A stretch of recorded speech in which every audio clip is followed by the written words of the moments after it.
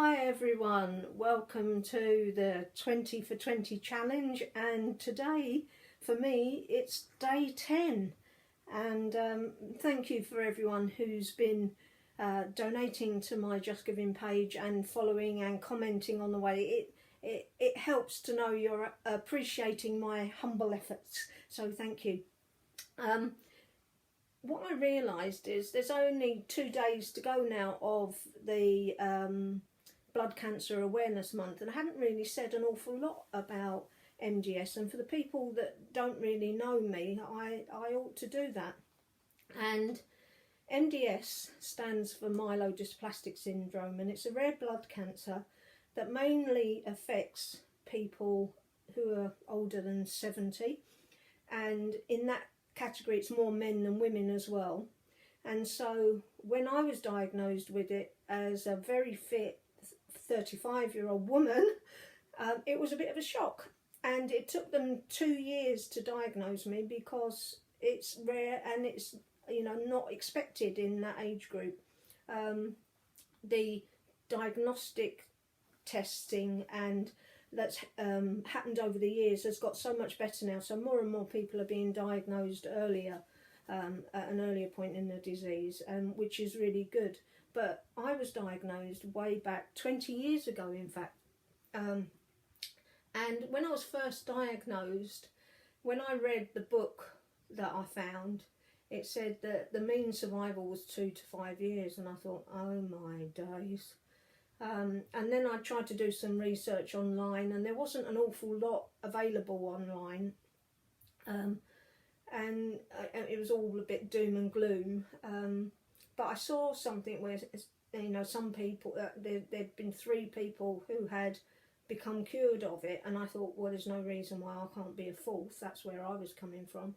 And that was my attitude. And for a long time, I never told anyone what I had, and I just said if I was looking a bit pale or getting a bit breathless, that I just had a funny little blood disorder, and that was it.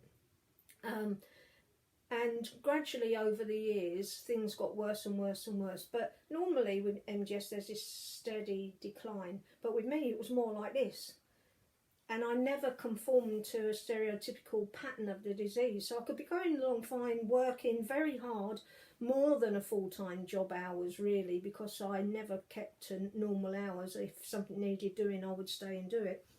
And then what would happen is all of a sudden my blood counts would plummet into my boots, the red cells, the platelets, the white cells, and that's called pancytopenia, and that's quite dangerous because it means you've got no ability to fight infection, and also you've got no oxygen going and floating around with your red blood cells to be delivered, which is why you get so out of breath, because of your red cells. And also the platelets have gone too, which means that you bruise very easily.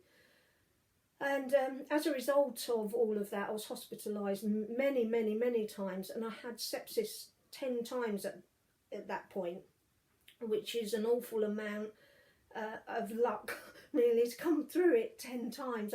I've officially got more lives than a cat, I would say.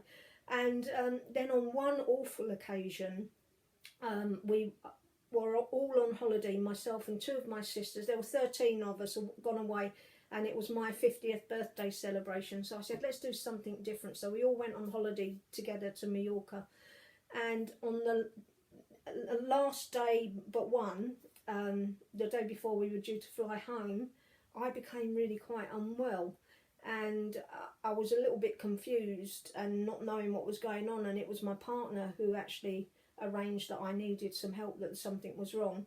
And I went to the doctors, and the doctors, I didn't speak Spanish, they didn't speak English. They took my blood pressure, and they took my pulse, and they took my pulse oxygen as well, and they looked at the results, and they looked at me, and then they shook the equipment, and then they did it all again. And then all of a sudden, panic stations when they realised that what they were seeing was in fact correct. And they whisked me, laid me down, cut my clothes off, ripped my necklace off, shoving needles in my neck and everything. And then I was whisked away in an ambulance to the hospital. And my partner and my 2 sisters were told that I was dying and that I was going into organ failure because I had the one up from sepsis, which is septic shock. but fortunately my luck held and I came out of it again. I was in intensive care in Mallorca and in hospital for 11 days, and yeah, a shock to the system, but I made it. When I came back, the doctors decided that I really needed a stem cell transplant, and I had my stem cell transplant in October 16, and my lovely little sister Gail was my donor for that. And I'll tell you more about the journey after the transplant another time. You could be a lifesaver too. You could donate your red cells by being a blood donor, or you could donate your stem cells and join the stem cell register of either Anthony Nolan, which takes young fit people up to the age of 30, and DKMS, which is Delete Blood Cancer. They take people up to the age of 55, and there could be no greater feeling than saving someone's life. What an amazing gift to give, the gift of life. But loads of people have said to me, you've been living with this for 20 years, how do you do it? And what I say to them is I made peace with myself and with my cancer. It's not the enemy, I don't fight it, because that means that people that die from cancer didn't fight hard enough, and I don't believe that. No one wants to die from something in that way and gives in. We all have to struggle with really bad health and toxic treatment and all of that, and some people like the imagery of being a warrior and fighting, but I actually made peace with my cancer. And I'm very lucky because as a chaplain that worked in a hospital, you can imagine I dealt with some really quite difficult and challenging things over the years.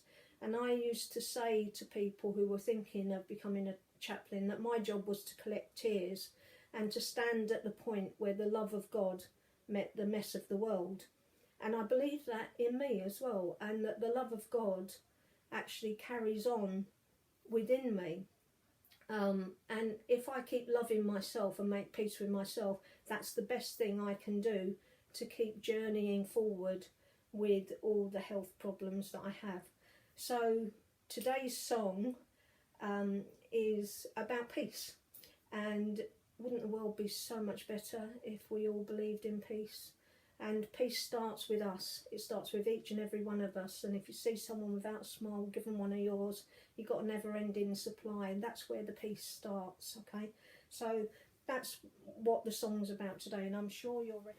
Sorry, my phone rang in the middle of all that, and so I happened to re-record, and so let's see if my IT skills manage to put these two videos together. I'm not sure about that. Shalom, my friend, shalom, shalom. God's peace be with you, God's peace be with you. Shalom, shalom. Shalom, my friend, shalom, my friend, shalom, shalom. Till we meet again, till we meet again, shalom, shalom. Shalom, my friend, shalom, my friend, shalom, shalom. God's peace be with you, God's peace be with you, shalom, shalom. My friend, shalom, my friend, shalom, shalom. Till we meet again, till we meet again, shalom, shalom.